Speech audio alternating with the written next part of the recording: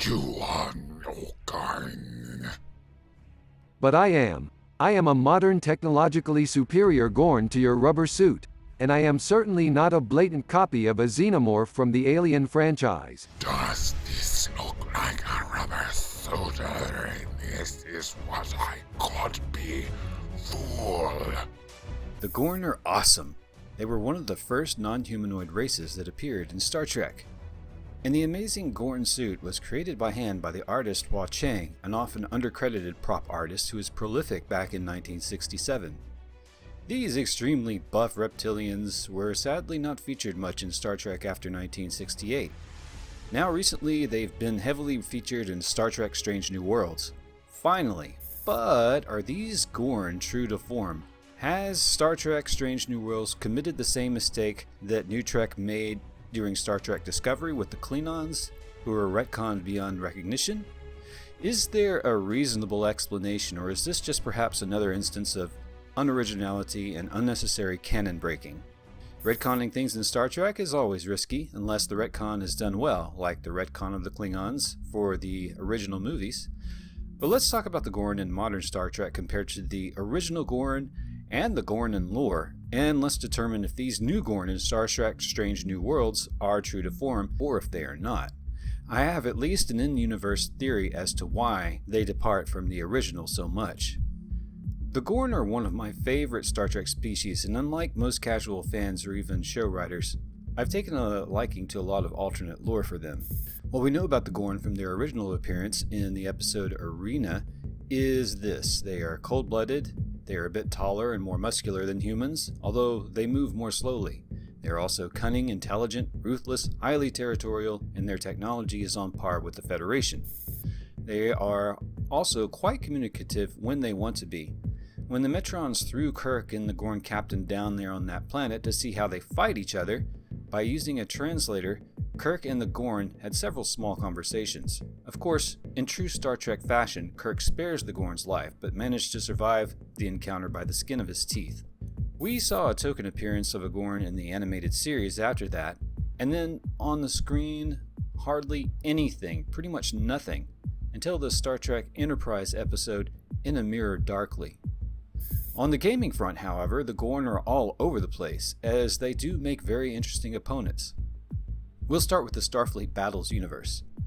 Starfleet Battles is a tabletop game developed in the 70s, and it has its own sort of Star Trek universe that expands through the era of the original series. Species like the Lyrans, Hydrons, Kzinti, and the Gorn have their own lore there. In the Starfleet Battles universe, the Gorn consist of 3 reptilian races from different planets, who are all similar enough to share a genetic commonality and therefore a common ancestor. The idea of a progenitor civilization, known as the Lizard Kings, comes into play here. These 3 separate Gorn races were known as the Grayscales, Greenscales, and the Bluescales, and they would eventually discover each other in space and form their own confederation. The idea of the Gorn having an ancient precursor civilization would reoccur again and again throughout this lore. Now we go on to FASA. The Gorn portrayed in the FASA Star Trek role-playing game and the Starship Tactical Combat Simulator are part of a power called the Gorn Alliance. The Gorn are not quite a unified people in this universe either, and there is a schism between the colonial Gorn and the ones that stay near their home system. It is said that the Gorn that raided Cestus 3 were actually something of a renegade Gorn clan. In the supplement scenario Demand of Honor, there is a lot of interesting background on the Gorn in this universe, and apparently honor is such a complex and important aspect of their culture, it makes the Klingons and even the Samurai honor codes look primitive and simplistic by comparison. Now, for a good long time, there was another drought of Gorn content until the Gorn Crisis comic in 2001, where there was a bit of a Gorn rebellion just as Picard travels to the Gorn homeworld and solicits their help in the Dominion War. These Gorn look very much like the ones in the original series Arena, but they are certainly far more animated looking, as if they are indeed quicker and more athletic. Who knows, this may be related to them being cold-blooded, and in hotter environments perhaps they are quite dexterous. And finally we get the Gorn known as Slar in the Enterprise episode In a Mirror Darkly. Slar is about the right size compared to the original Gorn, but he is entirely different in appearance. This Gorn has a tail, slitted eyes, and a less humanoid body. My theory about the Gorns' strange compound-looking eyes in the original series is that they may have been some form of ocular enhancement device. Perhaps, especially while commanding a starship, those compound eyes may serve as a visual aid device to see more important data, something like Geordi's visor, and some Gorn simply keep them on all the time. Now, when we get to Star Trek Online, we really see quite a bit of the Gorn, and I really love their portrayal in that game. By the 25th century, the Klingons have conquered the Gorn after a very hard invasion, and they've integrated them into the Empire as sort of a self-governing vassal state. And if you start the game from the Klingon side, you have the option of picking a Gorn character, and they are a blast to play. Now, what's really cool about the Gorn in Star Trek Online is that they do not look much like they're wearing a rubber suit at all. Instead, they have more prominent scales, natural body armor, and bone structures, with interesting teeth, and their bodies are still roughly humanoid and buff, kind of like the original Gorn. When you fight them as NPCs, they come in several different categories and body sizes. The biggest ones are the Hotch, which is the Gorn term for commanding officer of a ship or unit in the Gorn hegemony. Hotches are physically imposing beings that tower over every other species in the Alpha Quadrant. Perhaps unlike humans, the Gorn just keep growing with age until the Elders are enormous. The smallest Gorns in the game are the Rangers, which are slightly built, and they wear the compound eye ocular implants and prefer to use ranged weapons from afar. As far as I know, the Gorn in Star Trek Online are nothing like the new ones we see in Strange New Worlds, but they are probably my absolute favorite version of the Gorn. They appear in a wide variety of appearances, but their appearances are also full of character. Alright, now let's get to the Gorn in Star Trek Strange New Worlds. So the elephant of the room is that in Strange New Worlds, the Federation encounters the Gorn long before first contact is made according to the original series, so this is a bit canon breaking. The Gorn are not supposed to be known until about 8 to 10 years from that point. But the first episode featuring the Gorn in Strange New Worlds was overall pretty good in my opinion. The Gorn are cunning, ruthless, and slightly terrifying. They seem much more animalistic than the original, however. In the episode All Those Who Wonder, the parallels between this episode and the movie Alien are quite impossible to deny, especially since the Gorn reproduce by infecting a host body where the young gestate, something like the chestbursters in Alien. The young Gorn are fast-moving and grow quickly to a human size, although they are still more animalistic in this stage. Now, spoilers ahead, so just keep that in mind. I haven't revealed too many details, but we finally get to see an adult Gorn in the Season 2 episode finale called Hegemony in Strange New Worlds.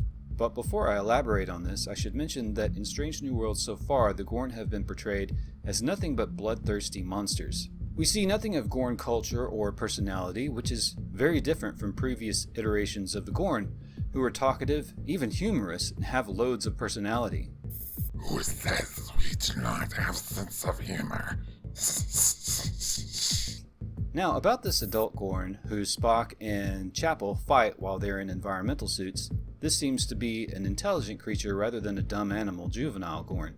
But here again, we cannot ignore the use of its tail, because most Gorns up to this point were not supposed to have tails. But this tail is used as a weapon, not unlike how the Xenomorph uses their substantial tail in the Alien franchises.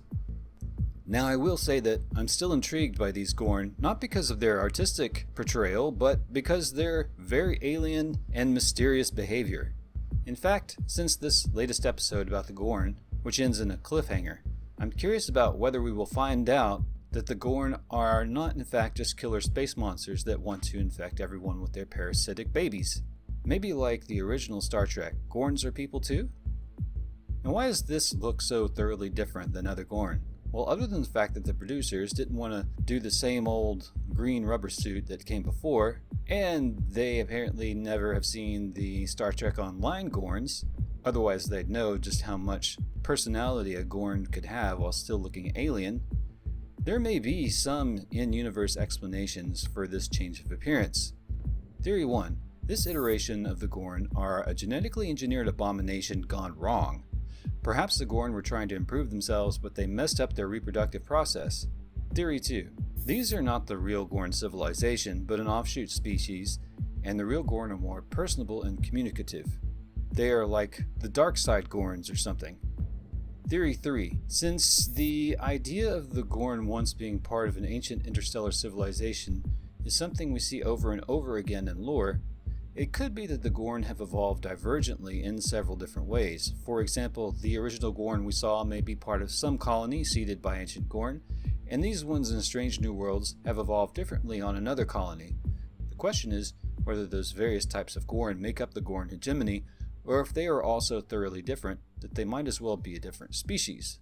But if this is the case, and depending on how long ago the ancient Gorn seeded the colonies, there would be many types of Gorn. Small ones, big ones, some with tails, some seemingly without, and all sharing certain signature markers. In my opinion, although the mysterious nature of these Gorn in Strange New Worlds is pretty interesting, there are other ways you can get that mystery while still preserving the original nature of the Gorn, and certainly without copying the ideas of the Aliens franchise. There are certainly a lot of things about Strange New Worlds I like, but originality certainly seems to be one of its weak points so far. However, I'm optimistic that we might find out that the Gorn in Strange New Worlds really are a sentient species capable of reaching an understanding with humans, as this is the Star Trek way. Well, thank you for watching, Space Friends. Let me know in the comments what you think of these Gorn in Strange New Worlds. Do you like them, or would you have preferred a more original version of the Gorn? Also, I'm always a bit undecided on what content to do next, but the time is soon approaching to build a nice CG model of a Miranda-class cruiser and lead up to a Wrath of Khan battle breakdown, but I also have not touched Star Wars in quite a while, and the new Ahsoka series will be out soonish. And of course, YouTube ad revenue is always shifty, and I really need to build up my Patreon. So feel free to become a supporter at patreon.com/resurrected. You can watch videos ad-free there, as well as get many of the 3D models I've built in Blender. So like, sub, comment for the algorithm. Until next time, Space Friends.